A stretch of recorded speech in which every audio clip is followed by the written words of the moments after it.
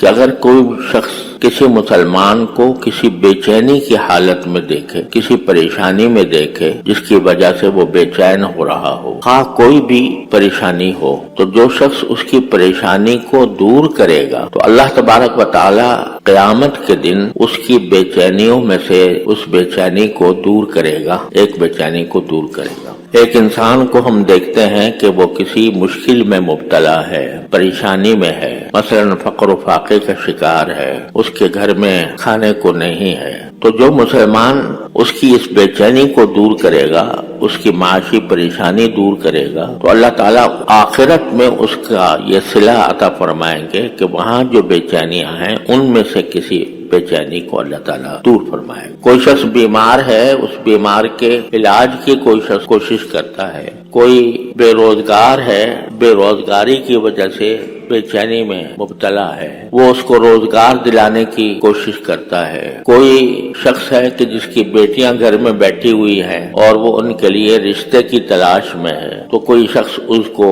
رشتہ دلانے کی کوشش کرتا ہے۔ غرض بے شمار انسان کی زندگی میں ایسے واقعات اور حالات پیش آتے ہیں جن میں انسان بے چین ہو جاتا ہے، پریشان ہوتا ہے، تو کسی کی پریشانی کو دور کرنا، اس کو اللہ تبارک و تعالی نے اتنا بڑا عمل قرار دیا کہ آخرت کی بے چینی سے اس شخص کو نجات ملے گی۔ یہ بہت بڑی خوشخبری ہے ان لوگوں کے لیے جو دوسروں کی مدد کرنے کے کاموں میں مصروف ہیں۔ ہمارے ہاں الحمدللہ بہت سے خیراتی ادارے ہیں، فلاحی ادارے ہیں، جن کا قیام کا مقصد ہی یہ ہوتا ہے کہ لوگوں کے کام آئیں، لوگوں کی پریشانیاں دور کریں، اگر بیمار ہیں تو ان کا علاج کریں، اگر بے روزگار ہیں انہیں روزگار دلائیں، اگر ان کے گھر میں کھانے کو نہیں ہے تو ان کو کھانا فراہم کریں، وغیرہ وغیرہ۔ تو ایسے لوگ جو اس کام میں مصروف ہوتے ہیں ان کے لیے اللہ تعالیٰ نے بہت بڑی خوشخبری عطا فرمائی ہے۔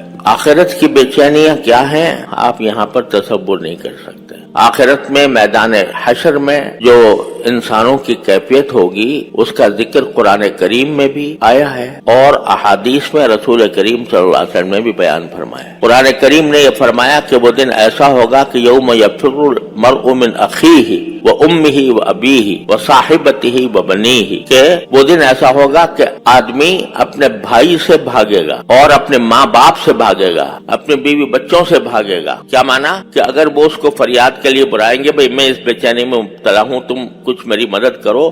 تو وہ بھاگا، بھائی میں خود اپنی جان میری جان پر پڑی ہوئی ہے، میں مصیبت میں مبتلا ہوں، تو میں تمہاری کیسے مدد کر سکتا ہوں۔ بھائی بھائی کی بات نہیں سنے گا، باپ بیٹے کی بات نہیں سنے گا، شوہر بیوی کی اور بیوی شوہر کی بات نہیں سنے گی، کیونکہ ہر ایک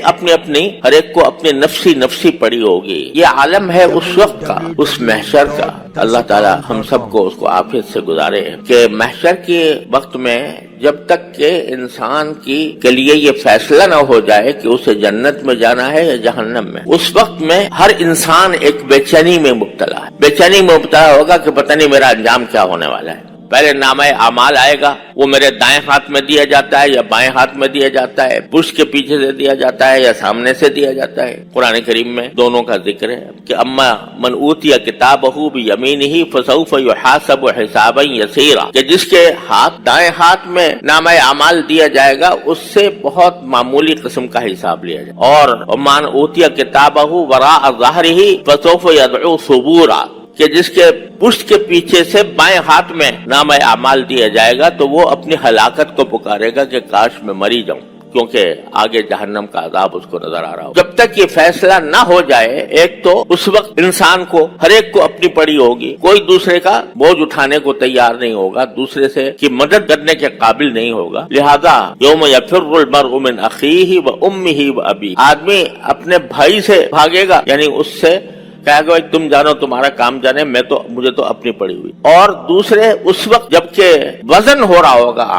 اعمال کا جب وزن ہوگا تو قرآن کریم فرماتا ہے من ثقلت موازینہ فہو فی عیشۃ راضیہ، جس کے اعمال کا وزن بھاری ہو گیا تو وہ بہترین من پسند زندگی میں ہوگا، جنت کی زندگی۔ ومن خفت موازینہ فامہ ہاویہ، اور جس کے اعمال کا وزن ہلکا رہ گیا تو اس کا ٹھکانہ وہ گڑھا ہوگا،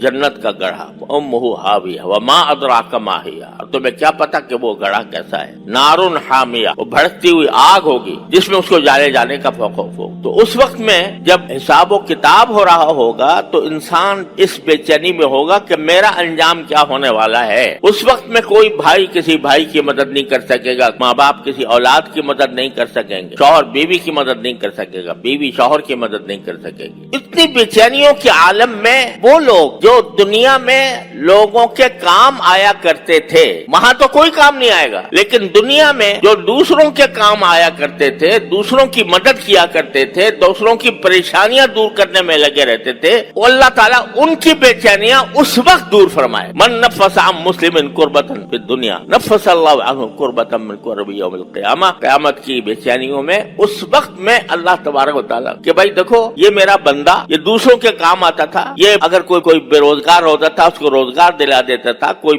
بیمار ہوتا تھا اس کا علاج کر دیتا تھا، کوئی شادی کی تلاش میں ہوتا تھا اس کے لیے اس کے کام کر دیتا تھا۔ کسی کو دوسرے سے ظلم کا اندیشہ ہے تو ظلم سے اس کو نجات دلانے کے لیے کام کر لیتا تھا۔ تو اللہ تبارک و تعالیٰ وہاں پر ان بے چینیوں میں اللہ تبارک و تعالیٰ اس کو نجات عطا فرمائے۔ سوشل میڈیا پر سب سے قدیم اور سب سے ریلائبل برانڈ درسقرآن.com